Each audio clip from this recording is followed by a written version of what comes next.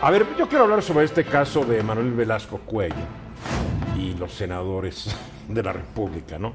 Vamos recordando que Manuel Velasco fue gobernador de Chiapas desde el 8 de diciembre de 2012 hasta el 29 de agosto pasado, cuando se separó del cargo para asumir como senador plurinominal verde el 1 de septiembre. Sin embargo, el 4 de septiembre, con 3 días de ser senador, solicitó licencia para regresar a la gubernatura, con el fin de concluir el siguiente 8 de diciembre el sexenio para el cual fue electo.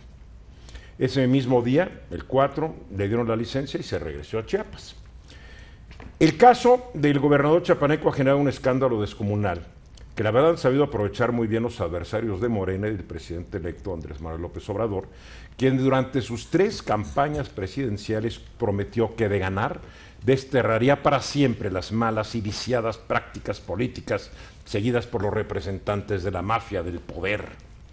El escándalo empezó desde el momento en que Velasco solicitó la licencia para regresar a la gubernatura, aprovechando que el 24 de septiembre el Congreso chiapaneco modificó la Constitución del Estado para que pudiera rendir protesta como gobernador y luego, si así lo decidía, volviera al Estado para concluir su sexenio.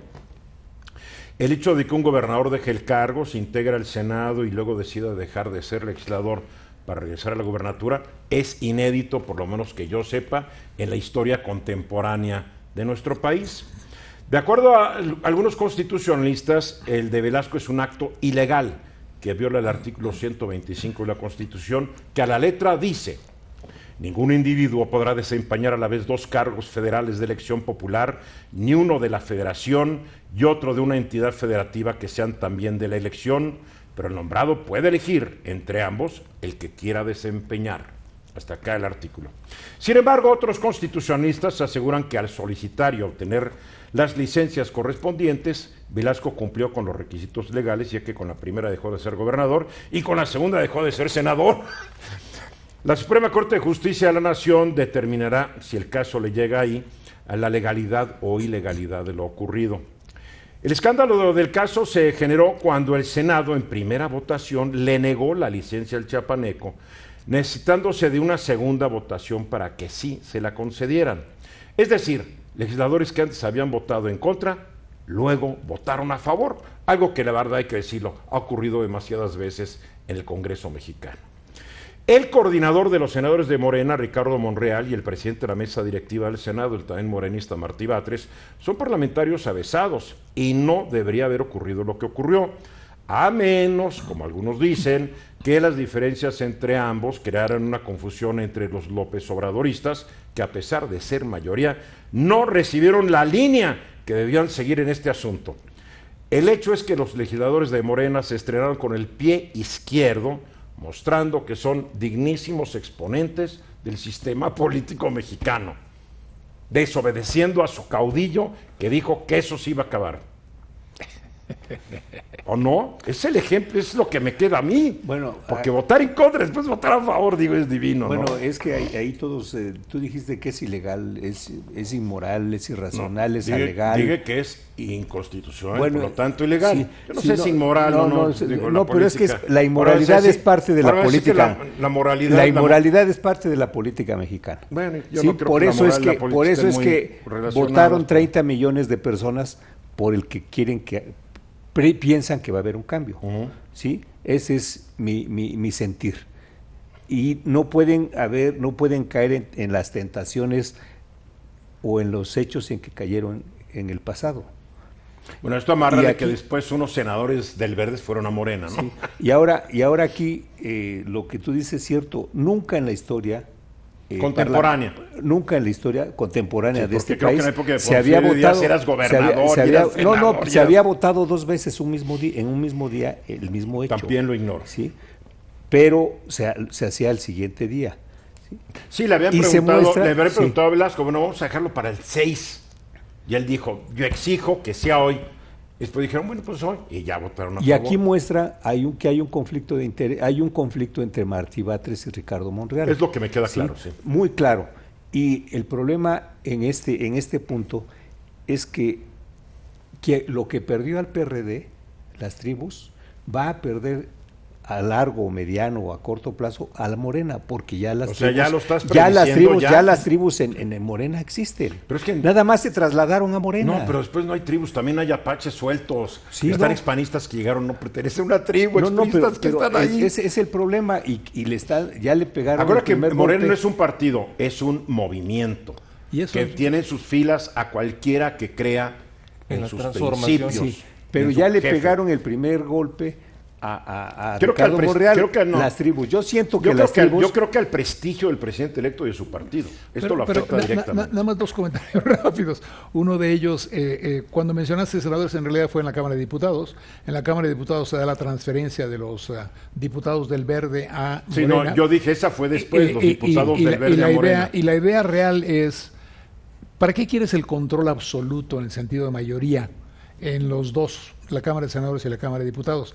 Si se ve como negociación de esa forma y no como la negociación anunciada por Escobar de que fue porque iba a haber programas para los niños en cuestión de cáncer. Escobar, bueno, de acuerdo, pero digamos... Escobar y la carabina de Ambrosio, yo creo más en la carabina de Ambrosio. Pero usar pretextos como esos es terrible. Sí. Es decir, es mucho más sano para la democracia, para el país, que hubieran dicho hubo una negociación efectivamente, es una negociación que se da en cualquier país del mundo. Para tener una mayoría. Puede ser falta de ética. Es válido. Pero es válida, ¿ok? Es válido. Y por lo tanto, lo reconocemos de frente, porque al final lo que los mexicanos vamos a pedir en esta nueva época, en esta cuarta transición, es que la gente diga las cosas de frente. No tengo problema si haces una negociación, pero déjame dejar claro, dime que es una negociación y por lo tanto, pues tiene su valor, es un valor político definido. Para mí eso es lo que... Yo creo que más que nada es lo más molesto, ¿no? Es el hecho de que me habías dicho... El desaseo lo que se padeció. Exacto. Lo que se padeció, el desaseo. Y además, el que no se pongan de acuerdo se me hace muy grave.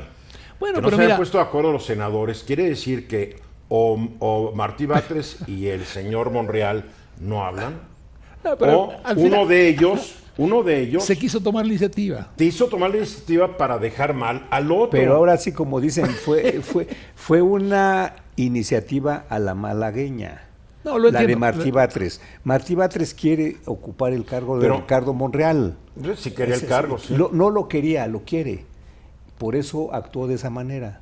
Bueno, y es que además después de un año... Pero el que conduce los trabajos de la Cámara no es Martí Batres, es el presidente... Bueno, es el presidente, claro, tienes toda la razón. No, Martí es el presidente. Y lo que quiere Martí es que al terminar su año como presidente, sea el dirigente de la fracción parlamentaria. Y Martí Batres tuvo una tribu en el PRD. ¿Tuvo? Ya tuvo. Ahora ya se trasladó a Morena. Bueno, entonces la sigue ahora y hay otras tribus ahí. Hay que hacer un recuento, es interesante el recuento de las tribus en Morena. Acuérdate que ya Jacob Polensky, que además hay que decir que acaba de mostrar una xenofobia y un desprecio. ¿Viste cómo se refirió al presidente del PES en Morelos y al gobernador electo de Morelos?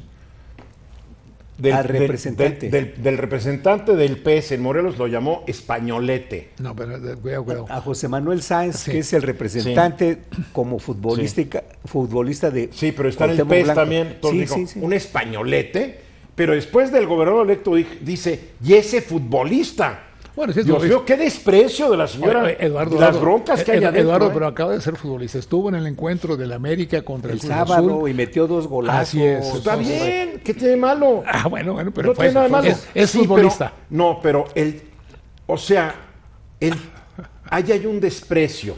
Porque en la clase política mexicana hay un esnovismo de que si no eres licenciado, doctor en economía o algo, no estás a la altura. Sí, eres inferior. Eres inferior. Este es un futbolista. Oye, es un futbolista exitoso, que brincos dieran muchos profesionales con doctorados y maestrías de tener el éxito de la pregunta, ¿por qué esta hora se dio cuenta la señora Polensky? ¿Por qué? Porque dejaron fuera a su archicuate, que es Rabindranath.